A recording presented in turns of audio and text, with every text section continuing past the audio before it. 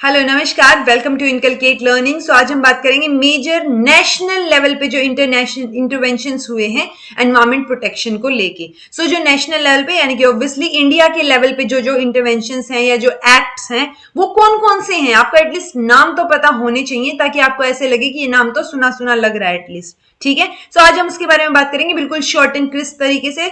This is presented by मी रवीना। अगर आपको videos informative लग रही हैं तो लाइक शेयर सब्सक्राइब जो आप इनकलकेट लर्निंग को कर सकते हैं। तो देखिए, इंडिया जो है वो पहला कंट्री है देखा जाए तो जिसने अपने कॉन्स्टिट्यूशन में ही एनवायरमेंट को प्रोटेक्ट और कंजर्व करने का प्रोविजन जो है वो डाल रखा है। ये दो प्रोविजंस हैं हमारे पास, एक है 48A डीपीएसपी यानी directive principles of state policy, ये मैंने करवा रखा है डीपीएसपी। ठीक है, तो देख लीजिएगा जिनको डीपीएसपी के बारे में नहीं पता।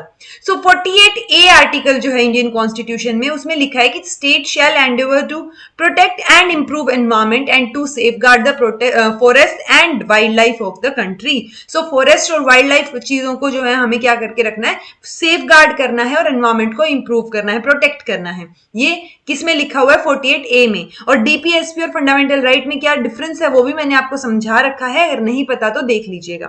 51A की अगर हम बात करें, ये फंडामेंटल ड्यूटीज में आता है 51AG।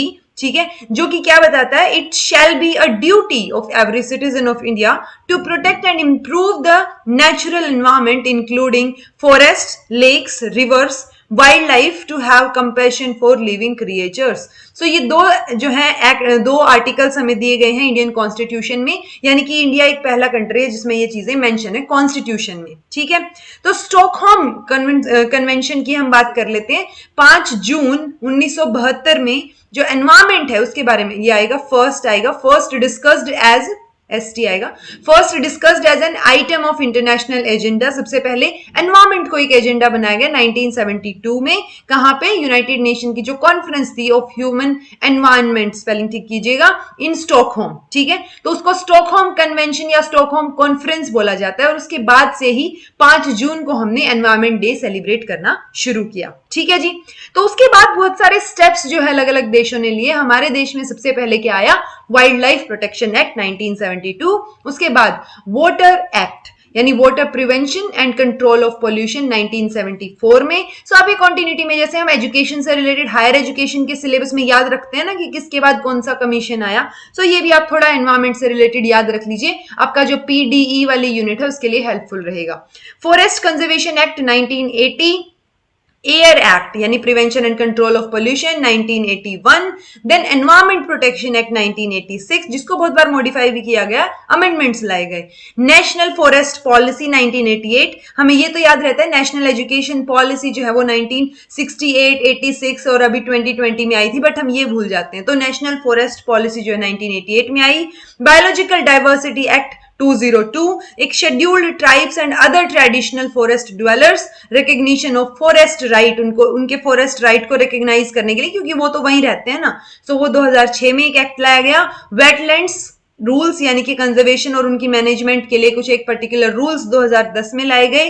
Then national green tribunal act जो है वो लाया गया 2010 में। ठीक है जी, उसके बाद अगर हम बात करें तो कोस्टल रेगुलेशन जोन 2011 में, आइलैंड प्रोटेक्शन जोन नोटिफिकेशन आई 2011 में। उसके बाद ग्रीन हाईवेज यानी जिनको प्लांटेशन, ट्रांसप्लांटेशन, ब्यूटिफिकेशन और मेंटेनेंस यानी हाईवेज के अराउंड जो है ग्रीनरी मेंटेन करने के लिए एक पॉलिसी आई 2015 में।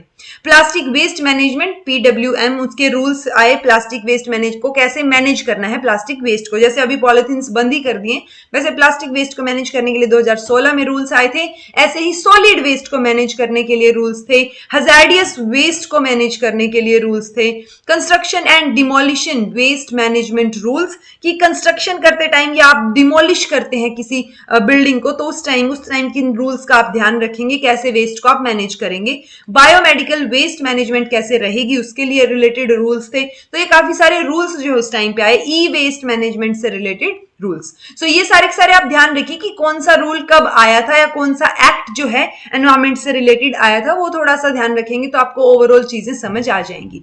This was all about today. कुछ समझ नहीं आया है तो कमेंट करके पूछ लीजिएगा, समझ आ गया है, वीडियो इन्फॉर्मेटिव लगी है सो इनकलकेट लर्निंग को सब्सक्राइब कर दीजिएगा। This was all about today. Thank you so much for watching. Be happy and keep smiling.